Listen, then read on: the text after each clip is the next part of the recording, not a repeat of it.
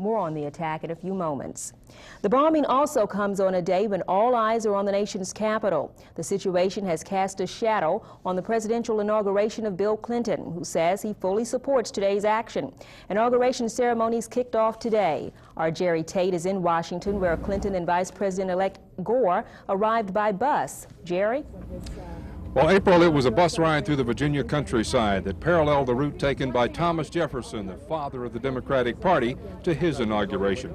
You know, Washington is a city that's overflowing with Democrats tonight and will be all week. And after 12 years of having a Republican in the White House, believe me, they're ready to celebrate. President-elect Bill Clinton kicked off inaugural week by speaking to hundreds of thousands of people on the Mall. Standing before the Lincoln Memorial, Clinton said, "We must go forward together or not at all." From there, Clinton and Al Gore led a procession across the Memorial Bridge into Virginia. That's where Clinton rang a replica of the Liberty Bell, a symbol of his pledge of national reconciliation. The evening ended with a brilliant fireworks display. It didn't take long for the folks from Arkansas to start celebrating. Hundreds dressed up in their best jeans to attend the Blue Jeans Bash. Singer Bob Dylan was the surprise star of the night. Even though the party has formally begun, thousands of people from all over the Mid-South are still arriving in Washington, and this party will have a definite Memphis flavor. 1,000 pounds of rendezvous ribs. They'll be served at a special Tennessee party. We're really excited because originally the party was supposed to be for 300 because it was the governor of Arkansas and the governor of Tennessee. And then we got a frantic call yesterday and said, can you cook for 700? Because we believe Gore and Clinton are going to come. And so, of course, we did. While Vergas is here to work, the trip to the inauguration is a Christmas present. State Senator Jim Kyle and his wife Sarah promised each other. Rather than giving presents to each other, we came to the inaugural as our Christmas presents for each other. And we're going to have a good time, and but we're going to, it's a sense of history and to say we were there. And a lot of people are going to be able to say we were there too, because this is, for Bill Clinton, a lifetime dream come true. Now, about 4,000 to 5,000 people from Tennessee are expected to attend the inauguration. They say now as many as 50,000 people from Arkansas. And believe me, with the events that are planned for this week, there's going to be plenty to do here. They're going to be very busy. Jerry Tate, WREG, News Channel 3, Washington. Thanks, Jerry. That's Jerry Tate reporting live from Washington, D.C. on the presidential inauguration celebrations. He and Steve Hastert will bring you live reports from Washington through Wednesday at 6 and 10. They'll bring you reports focusing on Mid-South participation at the ceremonies and festivities. And President-elect Clinton will have a and hosted a private luncheon. Hundreds of thousands of people, including many from the Mid-South, are in Washington for the inauguration. And as Jerry Tate now tells us, there's something for everyone. Hello, Jerry. How you doing? I'm doing just fine. It's pretty cold here, though, Pam, although I understand you do have some ice in Memphis. You know, like the inauguration of Ronald Reagan in 1981, there is an undertone here, at least in official Washington, of an ongoing crisis in the Middle East. The comings and goings at Blair House, where the Clintons are staying prior to Inauguration Day, give an indication of just how serious it is. Last night, the Joint Chiefs of Staff Chairman General Colin Powell and Bill Clinton's Secretary of State Designate Warren Christopher spent hours, everyone presumes, briefing the President-elect on just what was taking place over the skies of Iraq.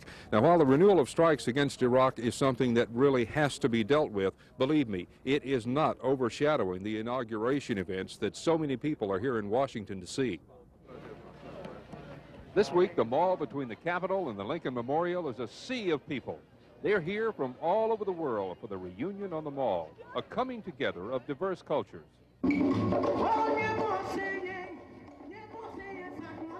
From the traditional music of Africa to the down-home bluegrass of Bill Monroe. Whatever your taste in food, you'll find it here at the Neighborhood Diner. This reunion on the Mall is another symbol of Bill Clinton's drive to bring the country back together. And so far, this has been a huge success. Over the last 2 days, this has drawn more than 500,000 people here to the Mall. Oh, we've been looking around the mall and here, and walking up and down, seeing all the people and checking out all the tents. Is this your first inauguration? Very first, very first. Is this your first inauguration? Yes. How about you? Yes. Have you enjoyed it? Oh, yeah, it's a lot of fun. Came down here yesterday with 500,000 people. What have you done so far? We came down yesterday, we listened to the bands. We missed the fireworks, though. We heard it was great.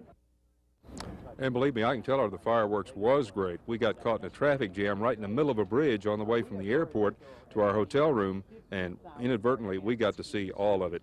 You know, part of the mall experience includes food from all over the world. Now, Steve Hayslip is up here with me, and he found a Memphis woman today who's serving Arkansas cuisine to the brave. They were beating a path to sample catfish, gyros, and other cuisines. But what about Arkansas caviar and grilled quail? Places with the best food seem to have no lines, so it's terrific for me. Memphis restaurateur Raji Jalapali is cooking up the quail and claims not because of the current vice president. No pun intended, I promise. But customers still draw a comparison. It's good. It's good. It has more personality than he does right now. This is food for the brave at heart and stomach. Raji says she's here to educate the palate. That's part of the intention. And also you get to meet people, you make new customers. The reunion on the mall also gives Clinton supporters a chance to come together and savor a victory they worked hard for. That includes a group of young Democrats from Ole Miss. It was a team effort, and we see a lot of people up here celebrating now. Celebrating the taste of victory Democrats have hungered for years. Steve Hayslip, WREG, News Channel 3, Washington. And I can tell you how true that is. I was at one place today and I heard one guy saying, boy, it sure is comforting to be among so many Democrats again. You know, speaking of food, tonight at 10 o'clock on News Channel 3, we're going to take you to something called a Tennessee Tasting that was held over in Arlington, Virginia today. Jerry Tate, News Channel 3, reporting live from Washington. Pam? Well, Jerry, has the crisis overseas in Iraq caused anything to be canceled? No, there is obvious concern. Bill Clinton puts on no outward signs of concern, but obviously the late-night visits by the Joint Chiefs of Staff Chairman Colin Powell and Secretary-designate Warren Christopher, they met for several hours last night. Obviously, there is concern. There was some talk today, we are told, about the possibility of canceling at least some of the inaugural events, but the Clinton people said that was quickly thrown out, that they didn't want to send the wrong kind of message to Saddam Hussein, that they weren't unified. And they said if there has to be a message sent to Saddam Hussein at this point, it has to be one that everybody's on the same page. It's unity. Pam? All right. Thanks a lot, Jerry. We'll, of course, look forward to seeing more of your reports tonight at 10 on News Channel 3 tonight. Here at home, Old Mountain Winter. Good evening, everyone. I'm Alex Coleman. Al Gore says he'll do everything he can to bring new business to Tennessee and Arkansas. Jerry Tate joins us live from Washington with the story. Good evening, Jerry. Good evening, Alex, and that's exactly what the incoming vice president said. He made no bones about it whatsoever. He said he's not above doing a little arm twisting, maybe even a lot of arm twisting in Congress to get that new business. Steve Hayslip is here in Washington with me and talked with the vice president about that. Okay. Mid-South Democrats gathering in Washington have high hopes for what the Clinton-Gore administration will mean for Memphis. Certainly, we have expectations that when it comes to major initiatives that we need the help of Washington, I think we can look to Washington and we'll have some friends.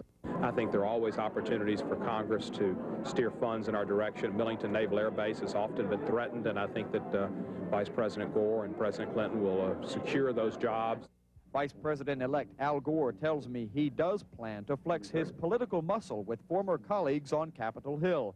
His top concerns are health care and jobs. And as a Tennessean, I've always paid a lot of attention to what is best for Memphis, Tennessee, and I'm going to continue to look at these problems through that lens. Mid-Southerners also predict Mississippi Congressman Mike Espy will give the South top priority when he takes over as Agriculture Secretary. When it comes to agribusiness and also urban development in the city, you know, it really runs the gamut, the opportunities. It could be fantastic for our city. But fulfilling high expectations may prove difficult, and when President-elect Bill Clinton gets settled in here at the White House, he'll have more on his mind than the Mid-South. He'll have the needs of an entire nation. Steve Hayslip, WREG, News Channel 3 tonight, Washington.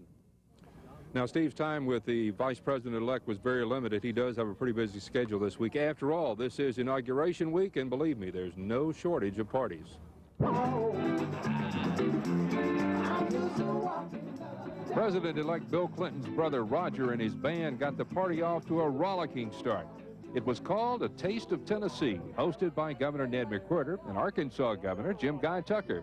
And there was plenty of Memphis barbecue to go around. It was a rooftop party in Arlington, Virginia that offered a spectacular view of Washington. But the talk here was Wednesday's inauguration and the good times the Democrats see coming. Well, it's a wonderful time to celebrate, and it's also, I think, for both citizens of Arkansas and Tennessee, a chance to introduce people from our state and the location of our state to international and national businesses who might give us jobs back. And those who've come from all over the country to Washington have come to celebrate a new administration and what they perceive to be a change in the direction of the country. So there's a feeling of optimism and hope here in Washington. After all this time, it's a great sense of pride, and we're glad we were able to come. Is this your first inauguration? First one will not be the last one. We'll be here for his next one. As you can see, there is a lot of optimism going around Washington here. Lots of parties, but they don't hold a candle to the ones that come Wednesday night. That's when the 10 inaugural balls will be held. Alex? Thank you, Jerry. Jerry Tate reporting live tonight from Washington. Moving on to weather now. The stage is set for Bill Clinton's final step to power tomorrow in Washington. Good evening, I'm Pam Crittenden. In less than 24 hours, Bill Clinton will be sworn in as the 42nd President of the United States. Jerry Tate is in Washington for the inauguration and has found a renewed sense of excitement about the future. Jerry? There sure is, Pam. You know, as many as 400,000 people are expected to crowd onto the west lawn of the Capitol here tomorrow for the inauguration. And already there's a sense that tomorrow really will bring a sense of change to Washington. First-term Congressman Blanche Lambert spent the morning showing a small group of Arkansas students around the Capitol and showing off her Arkansas pride. Arkansas is a neighborhood. We're one big family, and I think people feel that here in Washington. It's been a great experience for me. The students with her were members of an academic group called Presidential Classroom. They're in Washington to learn how the government works and see the inauguration. It's really a neat experience because I'm experiencing firsthand. I'm seeing people that I'd see on TV and in books, and I'm seeing them right in front of me. I'm going to be present at the big inaugural events, and it's a wonderful experience. The Capitol was a popular place for tourists today. People seemed to be captivated by what was about to take place. Among them, Wilbur Hawkins and Fanita Dilworth of Memphis. There is a new atmosphere in Washington, and of course there is that southern flavor, that down-home flavor that really lets people from Washington know what it's like to be from Arkansas, Mississippi, and Tennessee. Well, my thoughts is... Congressman Harold Ford says there's an attitude about this inauguration he's never seen before. And it's one thing that I credit the Clinton-Gore administration with. They have made it inclusive to include everyone, and people feel like now that they are part of their government. Now, tonight, the Clintons and Gores will be at the Capitol Center for the big inaugural gala. That's out in Landover, Maryland. That's going to have a bit of a Memphis sound to it, too, and Steve Haislip has that story. Ladies and gentlemen, the Philander Smith College Choir from Little Rock. This nationally acclaimed choir, made up of mostly Memphis talent, is on center stage, performing with Judy Collins for thousands at the American Gala. I feel very honored, and it feels like I'm dreaming, but I'm not, so I'm happy for myself and the choir. 1/3 of the choir is from Memphis, including director Stephen Hayes. That's why the group gave a farewell performance in Memphis last week at Overton High School. Hi, Memphis! They've been a favorite of the Clintons for years. So they're performing during the inauguration with the President's own U.S. Marine Band. We had a chance to listen to a tape with them, and they sound really good. So now we have a chance to sing with them, and we're looking for something big out of it. They'll sing City on the Hill during the inauguration and then watch the parade from the best seats in Washington. And it's the best vantage point, and we've got 47 tickets for you. Yeah! It was like any other choir trip until now we're here and we can say, oh my God, I don't believe it's happening. It's beginning to unfold slowly but surely. It's starting to hit you now? Yeah, yeah. And Philander Smith will perform again tonight and, of course, tomorrow for the inauguration. Jerry, needless to say, an exciting week for those Memphis grads. No doubt about it at all. And at 10 on News Channel 3 tonight, we're going to have more on that new attitude that seems to be sweeping Washington. Pam? All right. Thanks, Jerry. We'll look forward to those reports. Shelby County. Good evening, everyone. I'm Alex Coleman. In just a few hours, the former Arkansas governor becomes the 42nd president. Jerry Tate is in Washington, and he joins us now with more. Good evening, Jerry. Good evening, Alex. And you know, tomorrow is the day we begin writing the first chapter in the presidency of Bill Clinton. He goes into office writing a promise of change. And here in Washington, on this eve of his inauguration, change is a word you hear often. Albert Gore Jr. and his lovely wife, Tipper Gore. Vice President-elect Al Gore was the honored guest at this lavish party for Tennesseans. He talked of the change that begins, he says, at noon tomorrow. Bill Clinton will take the oath of office and be the new president of the United States of America, and the change will start. And those who were here to celebrate that change seem convinced it'll be good for business in Arkansas and Tennessee. I think having two Southerners in the White House, they'll be sensitive to our region, the needs of our people. I think that the Clinton-Gore administration understands that they've got to do some important things for business. They've articulated them, and that's going to help our business in our area in particular, but I think all business, create some jobs. I think so. I think that we're going to get quite a bit more support than we've had in the past, and we look forward to have that. It'd be great for Tennessee and Arkansas especially. That opinion is echoed by Mid-South Democrats all over Washington. And the feeling of imminent change has brought a new sense of pride. Renewed hope, as they keep saying, Hope Arkansas. It's so good to be part of it and to know that you've touched history for people who never thought they might. It's mind-boggling. There is a reason to be excited. That's the reason why I'm here, because I am excited. Among Tennessee and Arkansas people, you see a lot of smiles this week. You know, the inaugural Eve galas and parties are in full swing tonight. Maybe I should say full bloom. Steve Hayslip has found a Memphis florist who's showcasing his talents here in Washington. Exactly. Kirk Pamper is working around the clock, all for free, on a job he calls the greatest. It really is. It's sort of a pinnacle of one's career. He's plucking and placing thousands of flowers to decorate D.C.'s galas and balls. Before the big celebration, there's a world of preparation, and the finest floral designers from across the nation are here to help make it happen. All the way from California, Puerto Rico, we have florists from all over the United States. 35 nationally renowned floral designers in one place with one purpose. We all share the same talent, but bringing it all together for an event like this means that we're that much closer together. And Pamper says knowing his work is part of the presidential festivities seen around the world may even boost business back home at his Midtown Memphis florist shop. The exposure helps. I think it gives me more credibility as a designer, and I think people like to do business with someone who has a national reputation. A reputation that is now in full bloom. Steve Hayslip, WREG, News Channel 3 Tonight, Washington.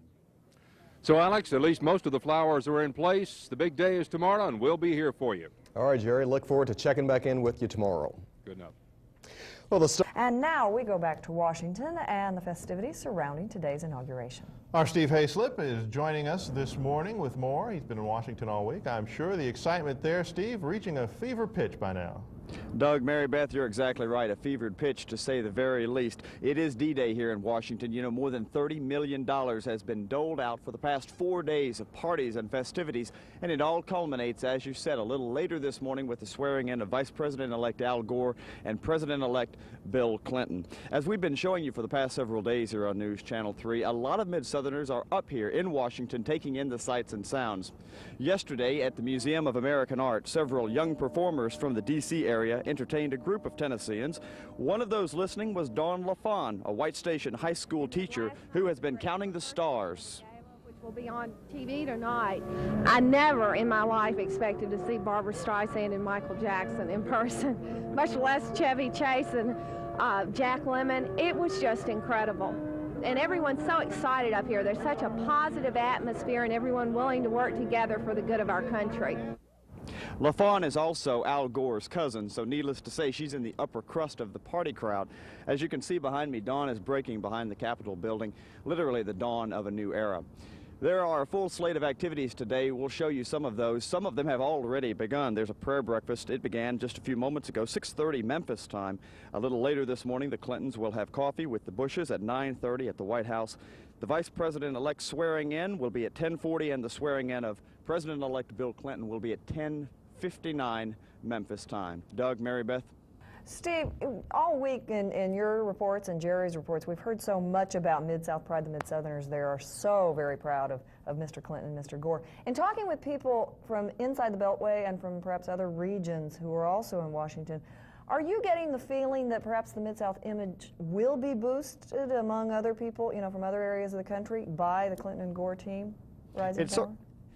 Yes, it certainly seems that way. There are high expectations, given the fact that you've got the Southern Tag Team, as they've been called, Clinton and Gore, and as you said earlier, now you have the addition of Mississippi Congressman Mike Espy as the nominee for the Agriculture Secretary. So you've got a trio there. There are high expectations, and I think people from around the rest of the country are realizing that maybe the South may be looked upon a little more favorably than perhaps they have been in the past. Steve, kind of a once-in-a-lifetime opportunity for you. What's the biggest thing to hit you this week? It's hard to say. There have been so many wonderful opportunities for us and for all of the people here from Tennessee, Mississippi, Arkansas for the past several days. I would say the coming together, there's a real spirit.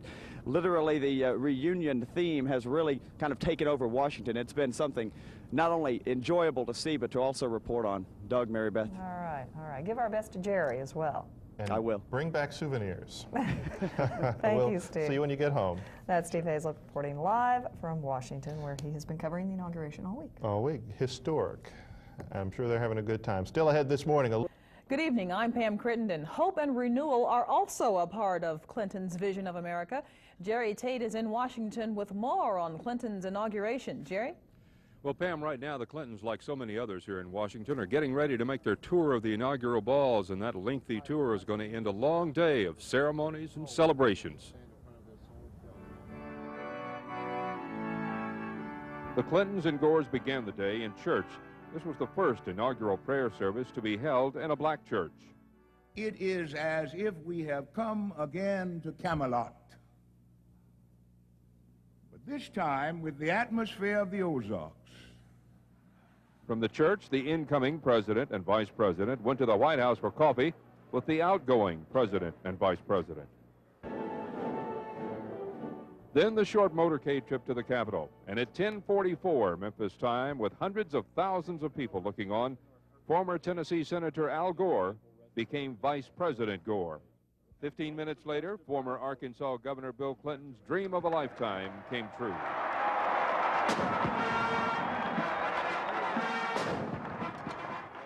In his inaugural address, Mr. Clinton again sounded the call for change. Not change for change's sake, but change to preserve America's ideals: life, liberty, the pursuit of happiness. He pledged an end to the gridlock on Capitol Hill, proclaimed a new season of renewal, and issued a challenge. My fellow Americans, you too must play your part in our renewal.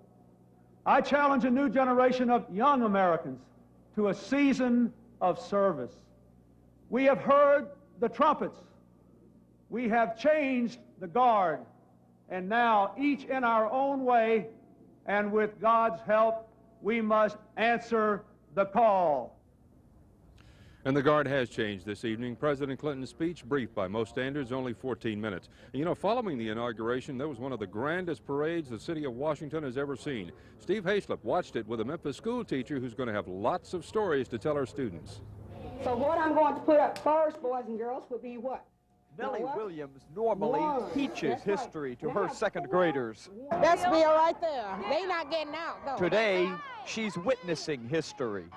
I'm happy to have had him as our governor of Arkansas because he was the first person, really, to increase the salaries for the teachers in the state of Arkansas, so you know I'm happy about that. He was a great governor, and I feel that now that he's the chief administrator of the United States, that we can look for some great things. People from all over the Mid-South were taking in the presidential parade. Front row tickets were in demand. It was wonderful. The weather was very nice, and it was a very exciting atmosphere. I think it's just been great. It's just so emotional to be here and be a part of living history now. Nellie Williams says this is a parade and a day she will never forget. an educational experience she'll share in her classroom for years to come. Along the parade route, Steve Haislip, WREG News Channel 3, Washington. And it's obvious here in Washington, a lot of people share her thoughts too. Upwards of 500,000 people watched today's inauguration and parade, and a good portion of them were from Tennessee and Arkansas, the home states of the president and vice president. The afternoon party's over. Tonight's parties are just about to begin, Pam. Well, Jerry, I see you've got your party dudes on, duds, I should say. Are you ready for one of those balls? Yes, we're going to be going to the Arkansas Ball, talking to some folks there about what they've been doing here in Washington and what their thoughts are on the new president. Steve Haislip, of course, is here. He's going to be going talking with the people at the Tennessee Ball. Those are the two largest balls in Washington tonight, by the way. All right, well, we'll look forward to those reports this evening. Thanks a lot, Jerry. You're welcome. Well, the celebration... With the official swearing-in ceremony out of the way, Washington turns to celebrations tonight, and there are parties going on all over town. In all, 10 inaugural galas are being held, and the biggest of all was put on by folks from Arkansas. Jerry Tate takes us to the party. There are balls being held all over Washington tonight, but this is the Arkansas Ball, and that makes it special. The whole Northeast corner is here in support of our governor and now president. You having a good time? Great time. 15,000 people here to dance the night away. It's so crowded there's barely room to stand, so they do very little dancing, but that doesn't seem to matter. These people paid $125 apiece to be here this evening. It's crowded, it's hot, and it's loud, but with entertainers like Carole King, Kenny Loggins, and many more, plus Bill Clinton, they'll all tell you they wouldn't have missed it for the world. We came with a huge group from Little Rock, and our banker brought us, and we're having a big time. Well, I think this is a great night, not only for Bill Clinton, but for all of Arkansas. I think it's a great step forward for our country, and I know everybody up here is excited about the future, and we're looking forward to Bill being our president for a long time. When today at noon, your governor became our president, how proud we were. These people are here to party, but they're also here to see the man who seems to have given them a new sense of pride, President Bill Clinton. They all wanted him to play the sax, and he didn't disappoint them.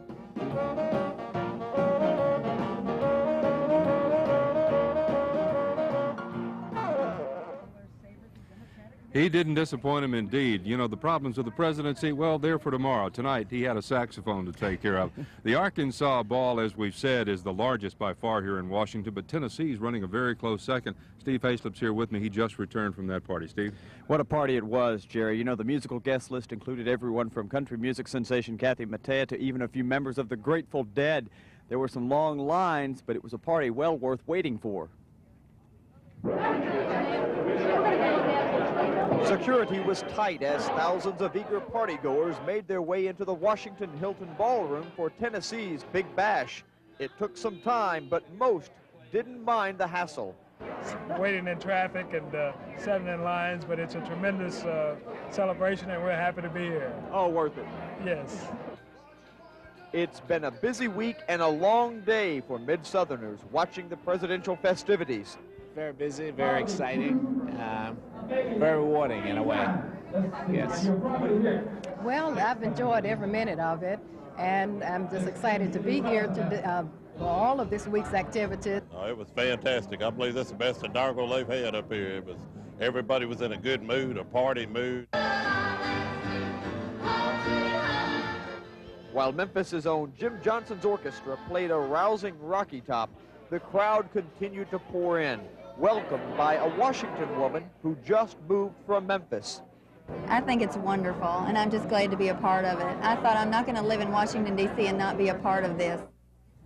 Nancy Houston, by the way, taught history at Briarcrest High School last year. She says this week she is helping make history with the most lavish inaugural ceremony ever.